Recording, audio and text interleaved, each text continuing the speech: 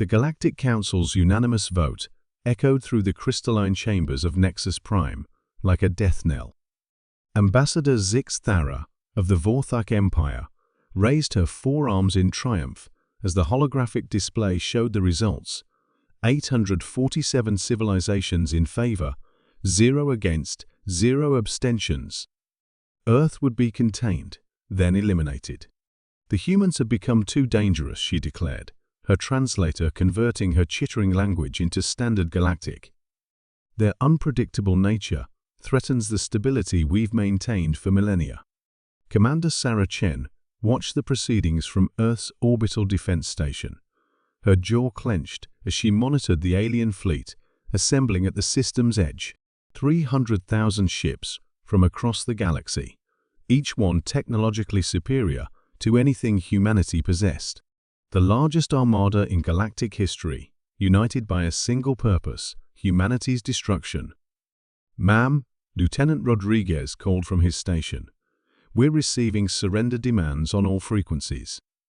They're giving us 72 hours to submit to planetary occupation." Chen's fingers drummed against the command console. Humanity had always been the galaxy's unwanted stepchild, too young, too chaotic, too willing to break the ancient protocols that kept interstellar civilization functioning.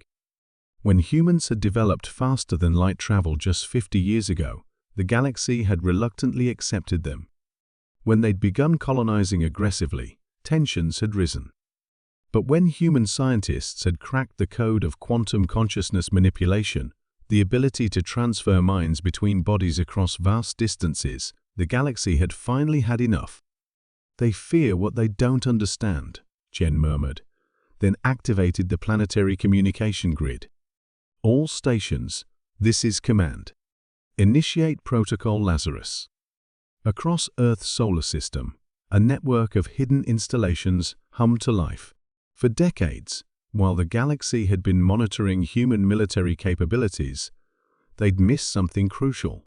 Humanity hadn't been building bigger guns or stronger shields. They'd been building something far more revolutionary. Dr. Yuki Tanaka, head of the Prometheus project, stood in the facility buried deep beneath Tokyo. Around her, 10,000 quantum consciousness pods glowed with ethereal blue light, each one containing a human volunteer who had agreed to the most dangerous experiment in history. "Beginning Phase 1 transfer," she announced. "God help us all." The process was instantaneous. 10,000 human minds, stripped of their physical forms, launched themselves across the galaxy at the speed of thought. They rode quantum entanglement networks that the aliens had never suspected existed, piggybacking on their own communication systems. On the Vorthak command ship, Admiral K. Thresh was reviewing attack formations when his aide suddenly straightened, confusion flickering across his reptilian features. "Admiral," the aide said in perfect Vorthak, though something in his tone seemed wrong. "I have a message from Earth." K. Thresh turned, suspicion growing as he noticed his aide's unusual posture, the way he held his head like a human, despite his alien anatomy. "What did you say?" "I said," the aide replied, and now his voice carried traces of a human accent, "that I have a message from Earth. My name is Captain Martinez, formerly of the Human Colonial Marines. And I've got some friends you might want to meet." Across the massive fleet, similar scenes played out on hundreds of ships. Human consciousness had invaded alien bodies, not through force, but through the quantum vulnerabilities that every sentient mind possessed.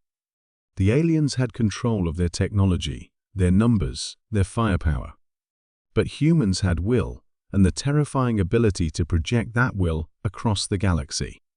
Panic spread through the alien armada as crew members began acting strangely, speaking in human languages, displaying human mannerisms. The possessed aliens weren't hostile. They simply began asking questions, demanding to know why the galaxy had united against their species, challenging the logic of genocide. "This is impossible," Zix Thara hissed, as reports flooded in. "Consciousness transfer across such distances. The energy requirements alone, "Impossible for you," came a familiar voice from her own mouth. She found herself in accented galactic, her own vocal cords producing words she hadn't chosen. But humans have always specialized in doing the impossible. "My name is Dr. Sarah Okafor, and I've been studying your species for 3 years." The possession wasn't permanent. Each human consciousness could only maintain the connection for a few hours before quantum decoherence forced them back to their origin points. But those hours were enough. Admiral K. Thresh, speaking with Captain Martinez's inflection, began broadcasting on all channels. "Fleet commanders, this is your admiral. I order you to stand down and open diplomatic channels with Earth immediately." Similar commands echoed across the Armada as possessed officers used their temporary authority to create chaos and confusion. Battle formations dissolved as ships received contradictory orders. Some vessels began retreating, their crews uncertain whether their commanders were compromised or acting on classified orders. But the real masterstroke came when Dr. Tanaka herself made the ultimate sacrifice. Instead of possessing a single alien, she fragmented her consciousness across the entire Galactic Council on Nexus Prime, speaking simultaneously through dozens of representatives. "Honored delegates," she said through 100 different voices and species. "You came here to destroy us because you fear change. You've built a galaxy based on stagnation, where growth is restricted and innovation is controlled. We offer you something different, not conquest, but evolution." The demonstration lasted exactly 4 hours.